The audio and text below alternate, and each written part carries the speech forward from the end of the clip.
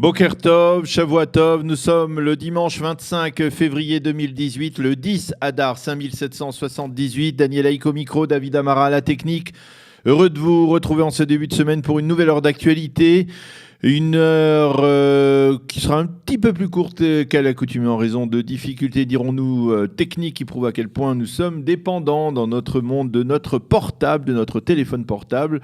Et donc cette heure va débuter dans quelques instants par les grands titres de l'actualité de ce dimanche matin. Vers 8h10, l'invité de la rédaction sera le Rav Avraham Bloch, Rosh Yeshiva de Beth Alevi à Jérusalem, qui nous parlera de son maître, le Rav Shmuel Oyerbar, qui est décédé hier à l'âge de 86 ans et qui était considéré comme l'un des grands de cette génération et dont les obsèques se tiendront ce matin dans la capitale à Jérusalem. Vers 8h25, Eliana Gurfinkel sera dans notre studio pour nous présenter sa chronique Un jour, notre histoire. Vers 8h40, je vous présenterai la revue de la presse israélienne qui mettra donc fin à cette première heure d'actualité de cette semaine. Pour l'instant, comme promis, les grands titres de l'actualité avec ce matin un titre qui se distingue. Le président américain Donald Trump a décidé que l'ambassade des États-Unis passera officiellement et symboliquement de Tel Aviv à Jérusalem le 14 mai prochain, date du 70e anniversaire de la création de l'État d'Israël selon le calendrier civil. Une annonce officielle en ce sens a été publié ce week-end par le département d'État américain. Ce sera là, d'une certaine manière, le cadeau du président américain à l'État hébreu à l'occasion de son 70e anniversaire. Dans un premier temps, il ne s'agira que d'un passage de quelques bureaux de l'ambassade des États-Unis de Tel Aviv vers le siège du consulat des États-Unis à Jérusalem. Et ensuite, les diplomates américains en poste en Israël vont poursuivre leurs recherches pour trouver un site capable d'abriter définitivement cette ambassade à Jérusalem. Il semble que l'ambassadeur David Friedman pourra s'installer lui aussi à Jérusalem et y avoir donc son propre bureau dès son arrivée en Israël l'an dernier. On se souvient que David Friedman avait exprimé le souhait de devenir le premier ambassadeur des États-Unis à résider pleinement à Jérusalem.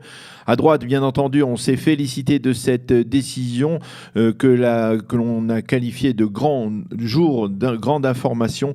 Mais du côté palestinien, bien, on menace. Il s'agit là d'une véritable déclaration de guerre, a-t-on déclaré côté palestinien. Et directement lié, l'ambassadrice des États-Unis à l'ONU, Nikki Haley, a révélé vendredi que le plan de paix américain pour le Proche-Orient sera présenté prochainement. Après plus d'un an de travail et de préparation, Nikki Haley a affirmé que ce plan avait été concocté par Jason Greenblatt et Jared Kushner, les deux proches conseillers du président américain pour le Proche-Orient.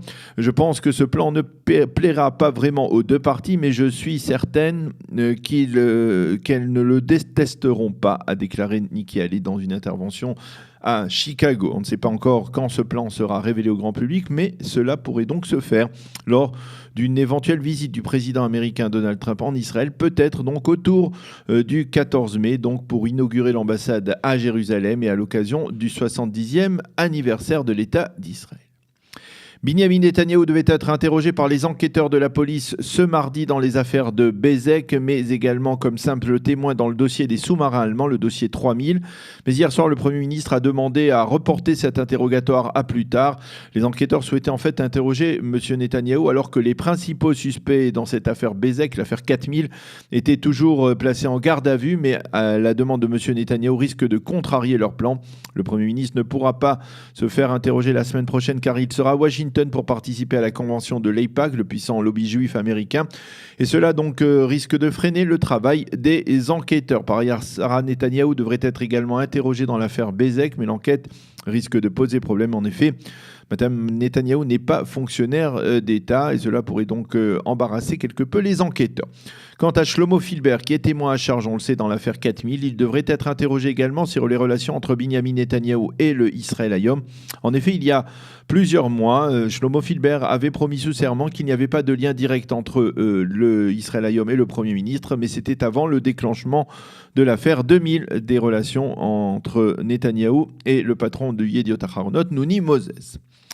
À noter que seules quelques centaines de personnes ont manifesté hier contre le Premier ministre et contre la corruption à Tel Aviv. Par contre, 10 000 personnes ont manifesté hier dans le sud de Tel Aviv, près de la Tahana Merkazi de la gare routière centrale, contre l'expulsion vers un pays africain, le Rwanda probablement, d'infiltrés africains entrés en Israël illégalement au cours des 10 dernières années. Il s'agirait pour la plupart Il s'agissait pour la plupart de manifestants africains, mais également de nombreux Israéliens qui sont opposés à leur expulsion, qui ont scandé des slogans contre la décision du gouvernement de leur faire quitter de gré ou de force même l'État d'Israël. La météo pour terminer, de temps sera partiellement nuageux avec un retour de la pluie à partir de ce soir. Il fera 15 degrés aujourd'hui à Jérusalem, 19 à Tel Aviv et 25 degrés à Eilat. Nous allons marquer une pause et on se retrouve avec notre invité de la rédaction, le Rav Avraham Bloch, pour nous parler de son maître, le Rav Shmuel Auerbach, qui est décédé durant Shabbat.